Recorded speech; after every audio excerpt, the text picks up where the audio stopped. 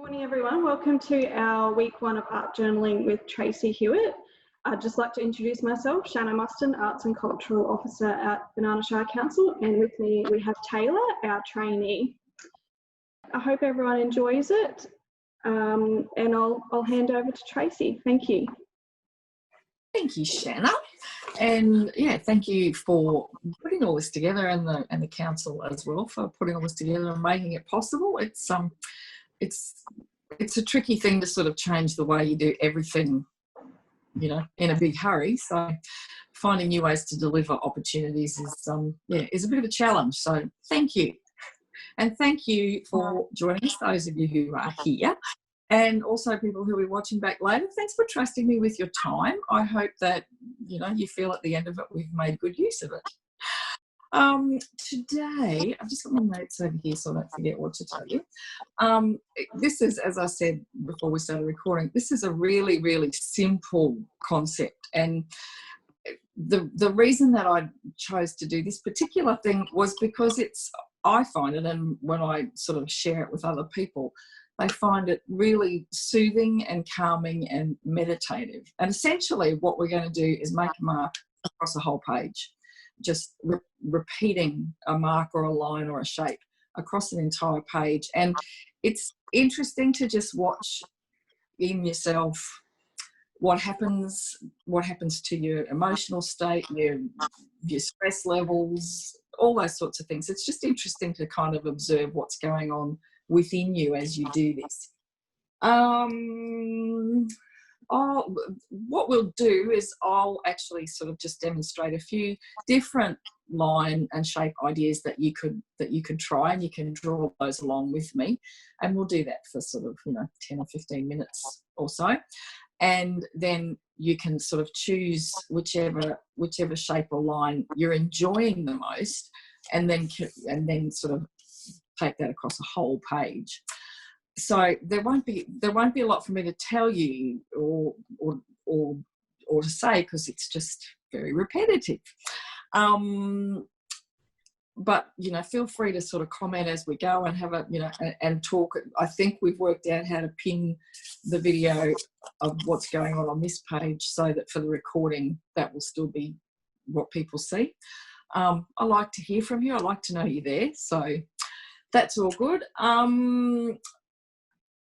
Yeah, and then towards the finish, maybe 10, 15 minutes before we wrap up, I'll just come back to you and we'll have a bit of a talk about, how that was and what we noticed and what we were feeling. And I'll just give you a little bit of a rundown on a bit of preparation for next week for our sticks and stones thing, because that's just, I think we need to have a little bit of stuff prepared so that, next week we can get the most bang for our buck. So that's what I wanted to tell you to kick off. Is there anything that anybody wants to ask me or tell me before we sort of get going? Tracey, is it any kind of pens we're using on map making, or are they going to be interchangeable? I only bought a selection of pens and things with me. Thank you for asking that very, very important question, Sarah. I've got just a journal here. This is a permanent pen is good, just because if you want to come back over it with watercolour or some other colour later, you can. I've actually pulled out the wrong pen there. I've got just a permanent fine tip black pen. You can use any colour. I just like black for this. But you can use any colour. You can use multiple colours if you like. But a permanent fine tip pen is what I'll be using. And you can do, and this is worth trying in, a few different kinds of pens, doing the same kind of mark and the same kind of pattern repeated with different pens would even be, an interesting exercise. So you can please yourself, but that's what I'll be using. So there we go. Are we good, Gail? Nothing you want to know? All good. All good. Okay. So I'll just show you. This is some of the different approaches that you could take with it, and that I'll show you. There's a few here, a few different. So yeah, essentially it's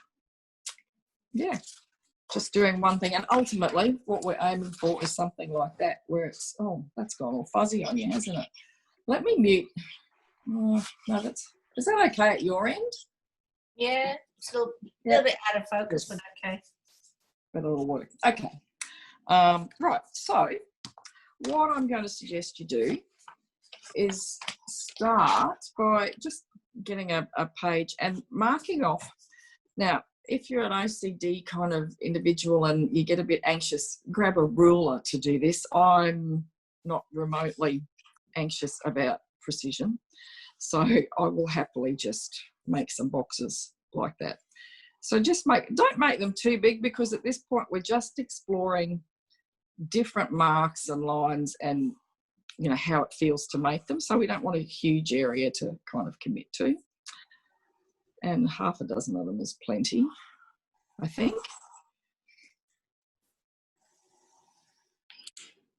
And the biggest question is which one to start with. Let's go with I'll give you a second to get your boxes going. Let's just begin with a really simple line that sort of starts in one corner, takes a bit of a bend, and finishes in the other corner. Then come and echo that line, maybe splay it out a bit at one end, close together at one end. Let them sort of move a little bit if you want it. You could make them completely parallel too, if it makes you happy.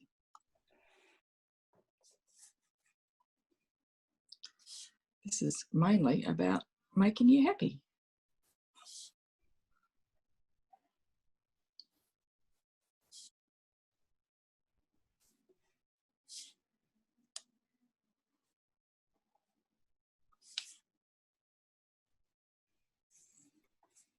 And as I'm doing this one, I'm thinking of, it's reminding me of a head of hair sort of blowing away a bit. So what I often find is when I'm doing this, I'll find a series of marks that are useful for, you know, other things in my, you know, in my more formal sort of serious art practice, if you like. It's, you know, it's a good way to play with ideas. So that's one thing you could try. Another thing that I do a lot of is just spirals. So starting in one spot and spiraling out until you think it feels big enough, and repeating it again and again. It's interesting that we make, every time I do, what am I trying to say? The quality of the marks we make will vary depending on the day and our state of mind and how calm or not calm we feel. I can do the same mark 4 times on 4 different days, and they're 4 similar results, but there's a different kind of energy to them, if that makes any sense. And you'll notice the more you repeat things that, yeah, it's a little bit telling, I think. That's what I'm trying to say.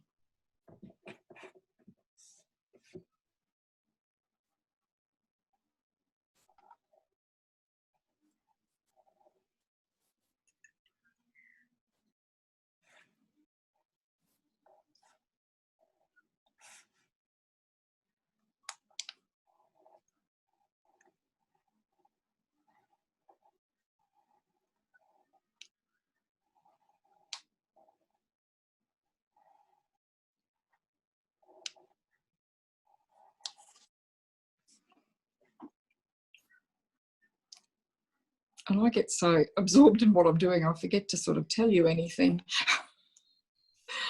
Although I don't know that there's much to tell you. This, like I said, this is really simple. You can, if you're doing the spiral things and you get to a spot where you kind of run out of room, you can black it out. And that gives it a little bit more depth and interest too.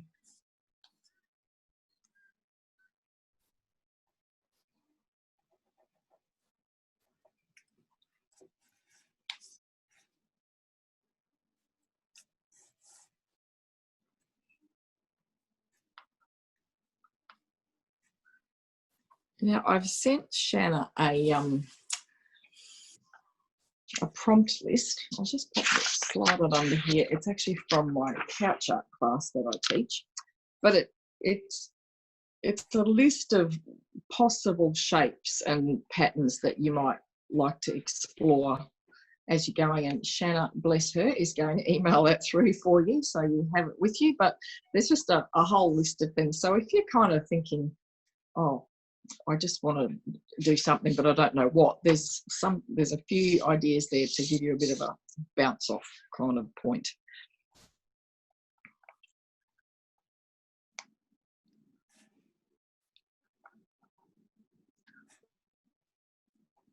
I'm not going to finish that one because the idea is to give you some time to do a whole page. So I'll show you a little basket weave, which is incredibly simple. So it's 3 lines one way, 3 lines the other way in roughly a square sort of formation.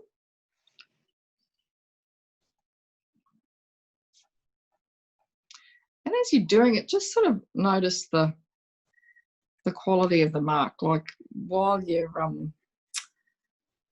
doing the swirls, it's a different feeling and sensation in your actual body to when you're making these sort of short, almost stabby marks. Just sort of be noticing those things and what feels good to you and what kind of, reflects maybe how you're feeling or what's going on in your immediate surroundings or whatever. Just notice what comes up.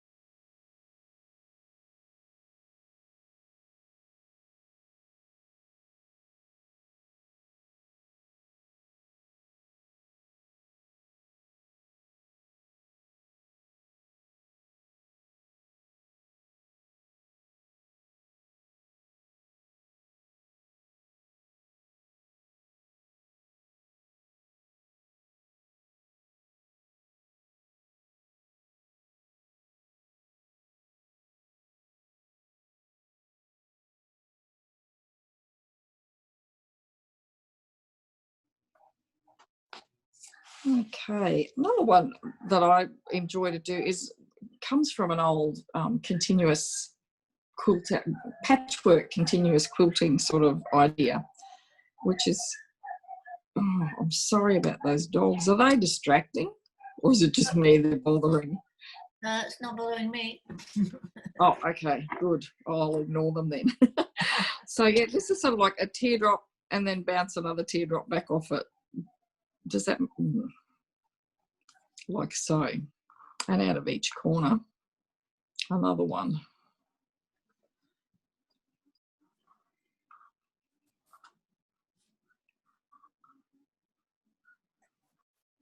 So that's, a quite popular, or it was back in the, I don't know, back in the 90s when I was patchwork quilting. It's quite a popular quilting pattern. I don't know, it's probably got a name, but I don't know what it is.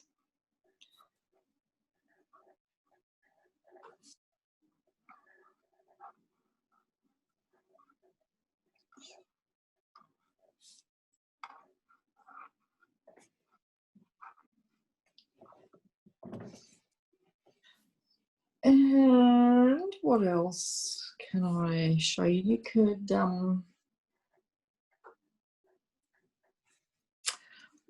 just something as simple as a cross, like a plus sign, just like that. And repeating that across the page. And if you, like, you could do them really close together over the whole page, or you could kind of have them close together and small in some places, and then make them larger and more spread out in other places. And it's sort of just interesting to see what kind of pattern evolves across the page as you just follow your nose.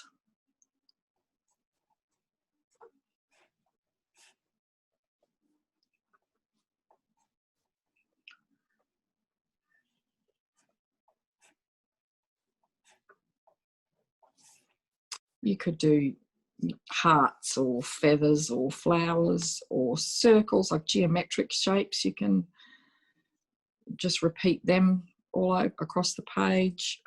Overlapping scallops. What else? Horseshoes, moons, stars. You know, have a look in your environment around you, or your natural environment, or even in your home, and maybe take some patterns from there and see if you can use them as inspiration to, start some line making and mark making. That's kind of reminding me of a tree.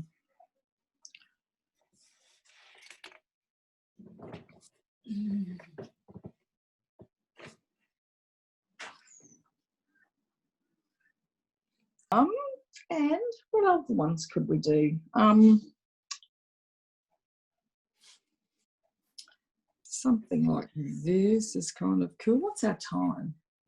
It's interesting, isn't it, Trace, how the brain works to create the optical illusion, and then what we see, what we focus on as we do this process. So, I've done this process many times, but it's just something to create that optical illusion, what's pushing forward, what's pulling back, where are things going, and what your eye is drawn to, depending on your personality type, really, probably more than anything. More than anything, yes. What you tend to observe naturally and what you tend to focus on and be interested in. Yep, that's it. Like, our brains are such fascinating things, aren't they? Yeah. And it's kind of, things come up, things will pop into your head that don't sort of, I think it gives your brain a little bit of space to rest, and you just notice things, I think is the... You start to allow the language of your soul to come through. Oh, Sarah, that's very poetic. That's exactly it. Oh, it's that kind of morning, isn't it? Wish I'd said that. Oh, actually, what was it? You start to allow the language of your soul to come through. I'm going to quote you on that. Okay, no worries.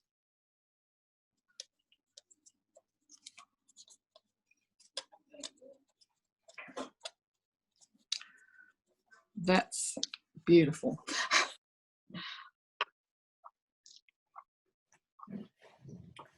Okay, that one's done. Okay. Keep going.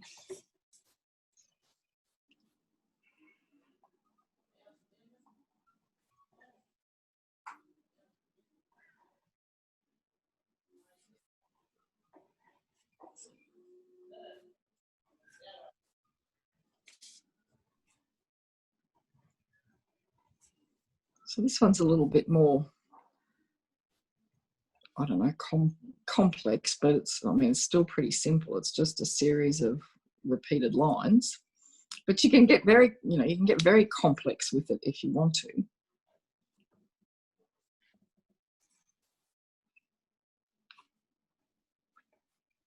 Something like that.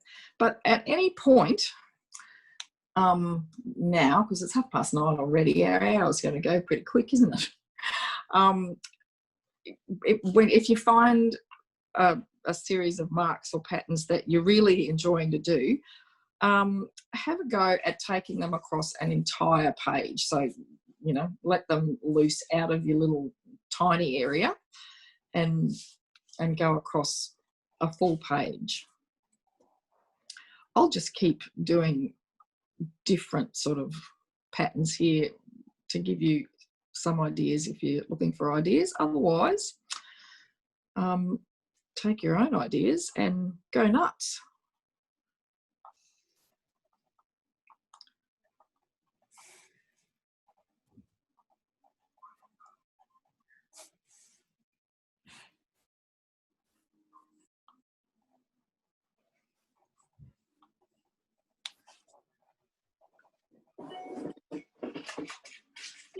Do you generally do this, Trace, as a warm-up exercise when you first get to the studio, or sort of what part of your normal practice? Do you sit in meditation? Do you, you know, I find for myself it changes depending on, you know, sometimes it may mean that I organise my studio first. Other days the music will go on and I'm into it. Other days it'll be silent. Is there any sort of set pattern that you kind of follow, or you just make marks? This is what I do sort of in front of the TV, actually. This sort of making stuff. It's my wind down at the end of the day, really. And to sort of with the getting into the studio, I try and get in there, you know, first thing before anything else much happens, because sometimes I only get, you know, that hour in the morning and that's all there is. And I'm a bit like you, actually. Some days I'll put the music on. Some days I do like to light a lemongrass candle. I like that. Some days the music, some days a podcast or you know, some sort of something to give my brain a bit of something to think about while I'm going, and other days, silence is all you want, isn't it?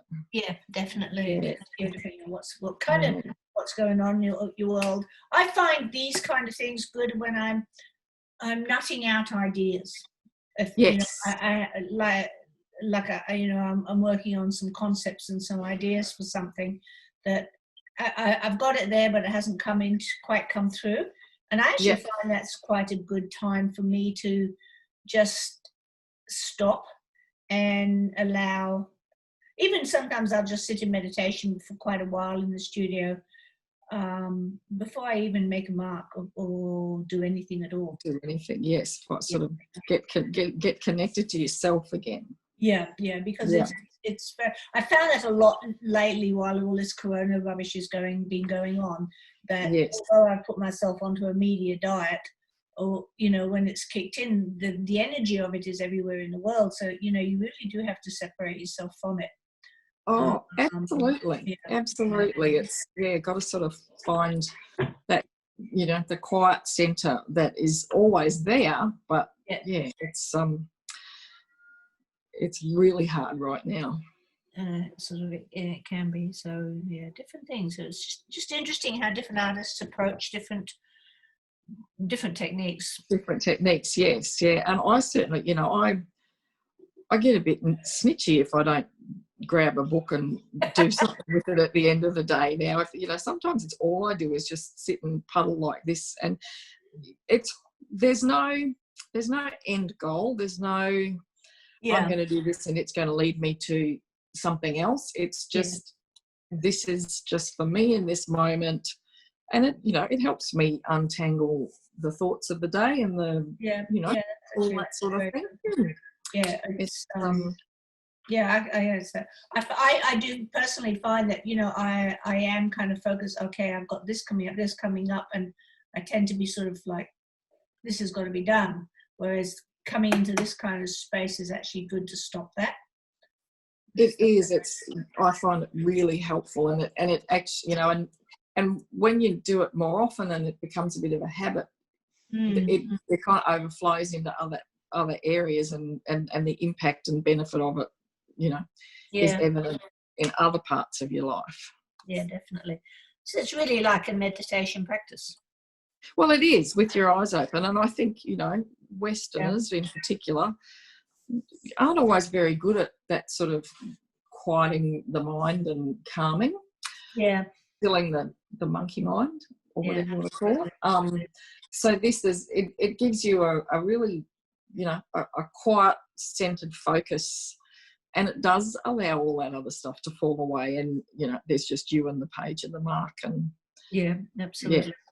Following it along, and so it's very helpful in that regard. I think it's sort of, I imagine has some of the benefits of a meditation practice. I'd like to think so anyway. Yeah. And Tracey, it's also interesting, I think, just breaking the pressure of when we are creating, that everything we do has to be a masterpiece that's exhibition ready. Yes. Absolutely. Just getting in, sometimes you just need to do something, to be moving the hands and doing something creative, not with it being the best thing you've ever done. Breaking that pressure that artists or beginners put on themselves too. I think this is great for people that are just not sure where to start. And the pressure that if you might be disappointed with something else you're doing, it's not all going to be perfect, and it doesn't have to be. No. And exactly, Shanna, exactly. While you were talking there, I had a thought. I'm in 100% agreement. And there was something I was going to say, and now I forgot what it was.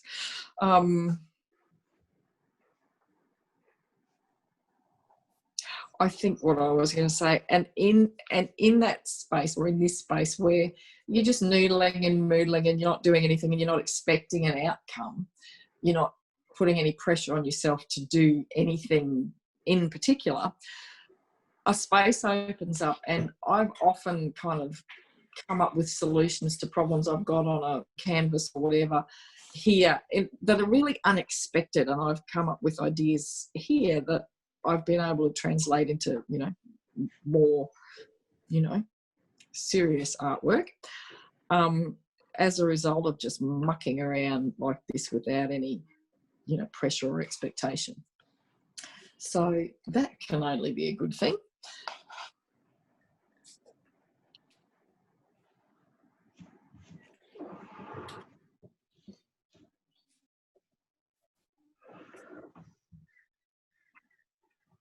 And the other thing that's great about it is it's really portable.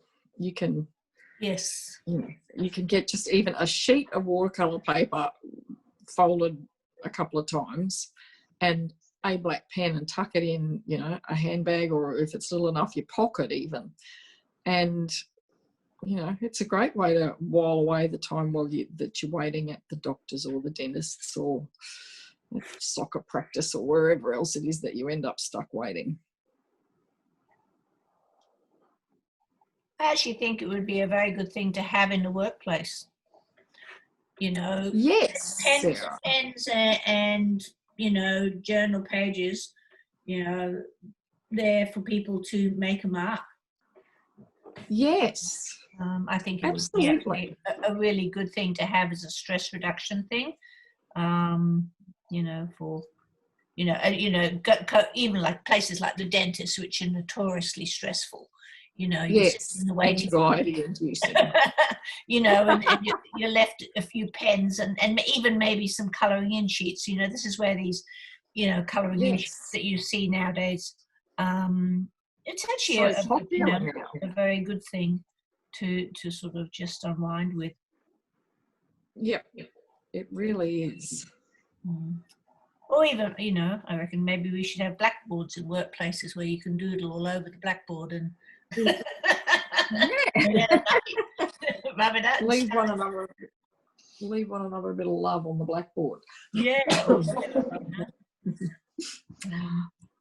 Great even idea. If you're cross, you can get it out on the blackboard and then rub it off and it's done.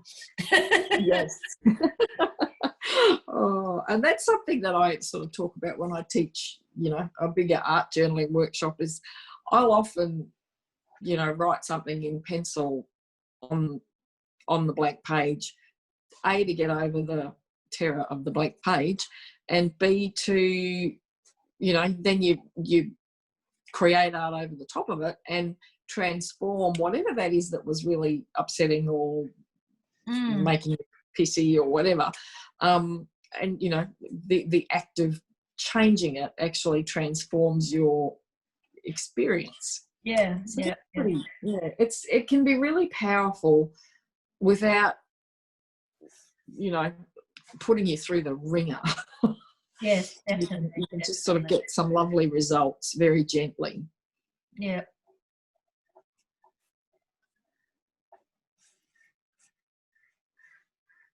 And there's lots of ways we can be cruel and hard on ourselves, so I'm all for being as gentle as possible whenever possible. It's very true, actually. It's very true.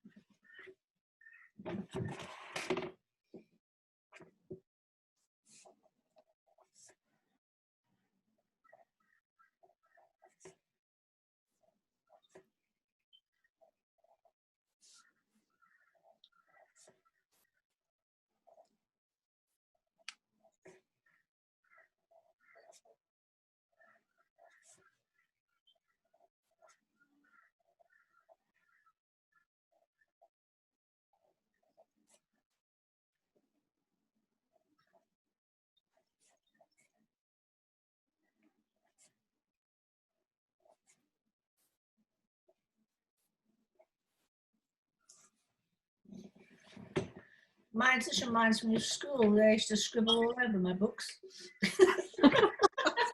Oh, look, and I was forever getting into trouble for it as well.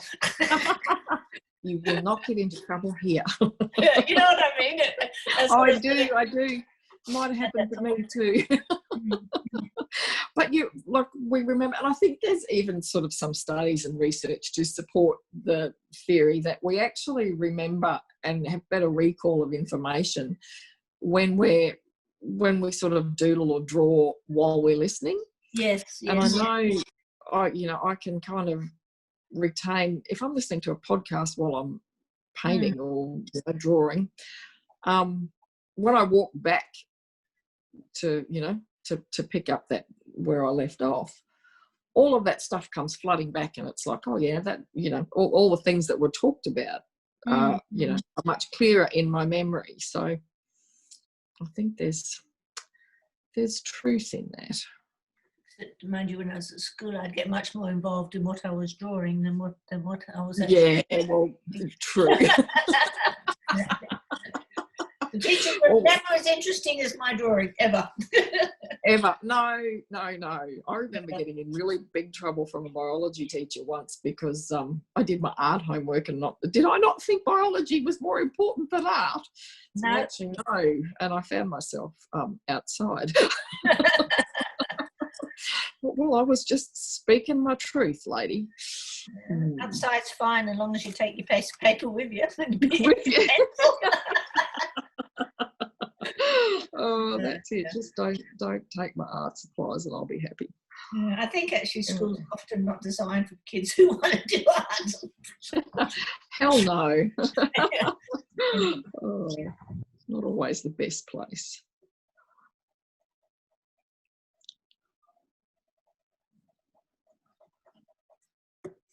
Ooh, a bit wonky there.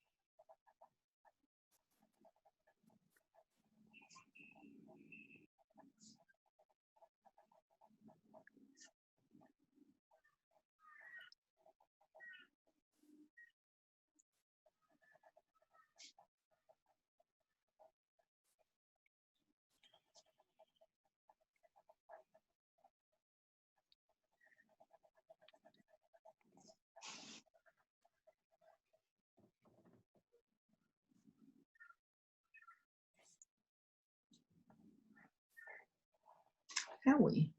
Oh, yeah, 9:45.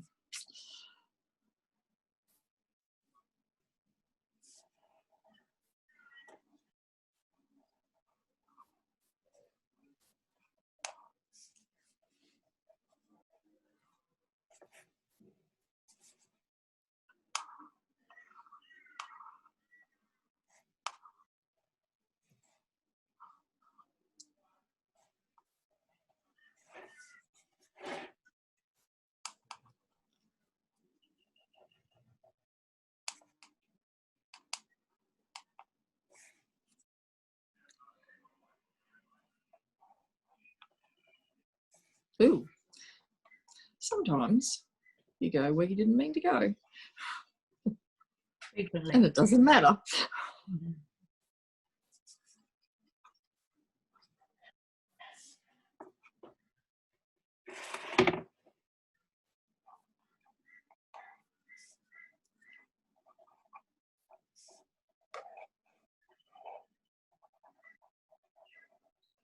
Good.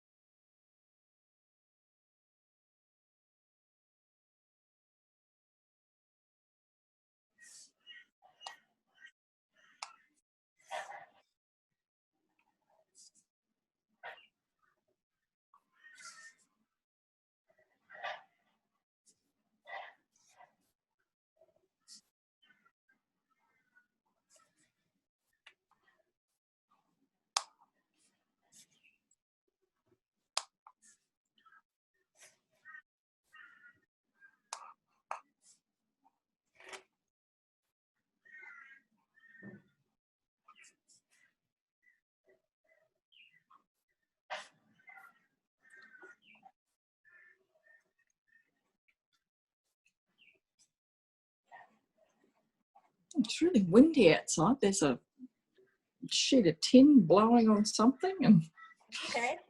it's making lots of noise. So how are we going? Going good. Just ticking along, doing my. Ticking along. How about you, Gail? Yeah, no, going good. Yeah.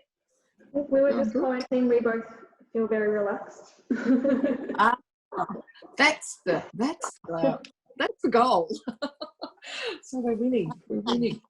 Oh, so have any of you taken your marks across an entire page? I feel that one is, yeah, kind of got involved in what I was doing actually. Yeah, and I think that happens. But yeah, that's something that you can kind of maybe try later is, pick one of those and just carry it on across the whole page, because it's sort of, it's interesting to watch the movement of it across the page and how it kind of, what comes out, like the lines that kind of develop within the repeated lines. That can be really interesting to watch over a bigger area. So that's pretty good. And we've sort of, I had this little series of questions I was going to kind of tune in with you about, but I think we've kind of answered them as we've been going, which is nice. Just about, how it's feeling in your body and what you notice about the marks as you progress across the page and those sorts of things.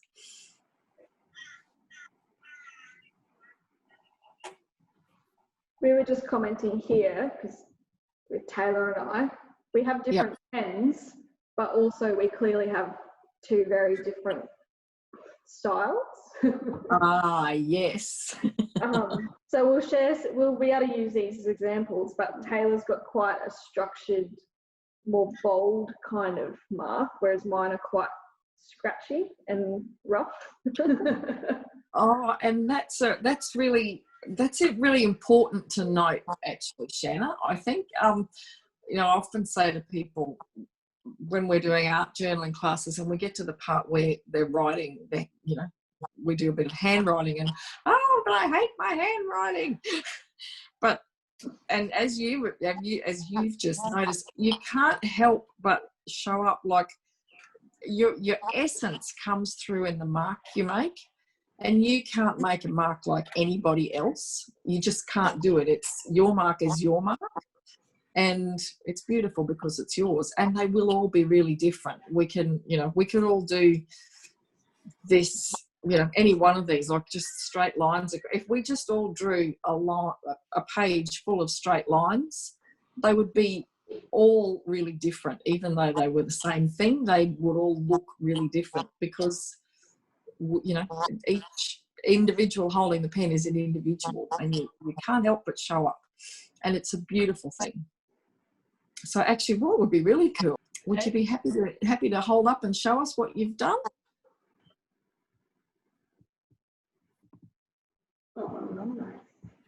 Yeah, good stuff. Thanks, Gail. Free time.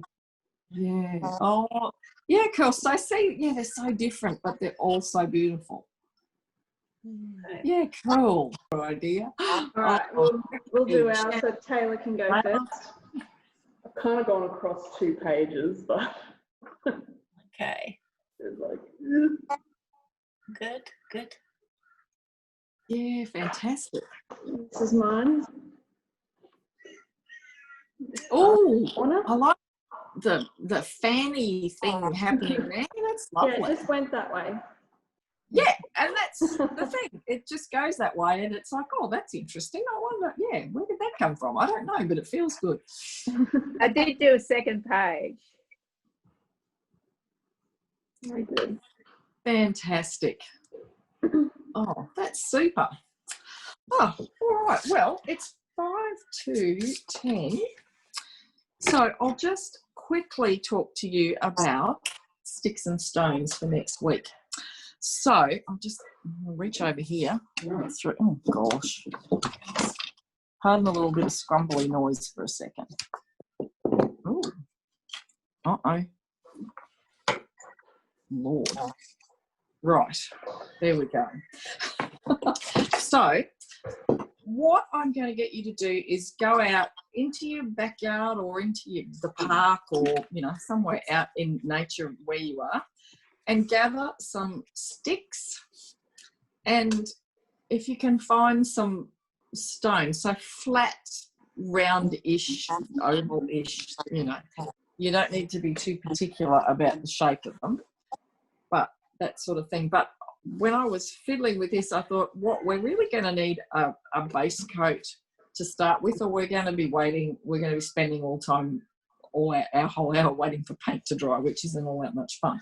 So if you can, just get one, a couple ready, and you can do sticks or stones or both. I don't mind.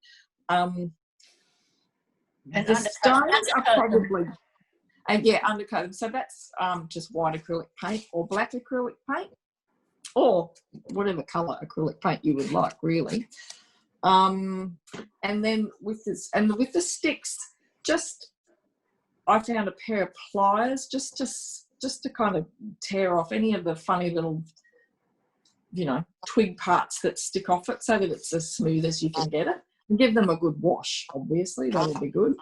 And with the stick, put a layer of paint, white paint or black paint or whatever. Yeah, white's probably good, white or black. Up it, you can do it in one lot like that, or you can sort of, I don't know, hope you can see that. That's sort of got a few bits on it. Paint pens, if you happen to have some paint pens, are actually much easier to get. One that I've done a little bit with. It's going to be very interesting doing this on camera with long sticks. Anyway, we'll make it work. I've used a paint pen on that in a lot of places. Once you get the big band of colour on, a paint pen actually makes the sticks easier. They're a bit fiddly. The stones are easier, but the sticks are kind of fun.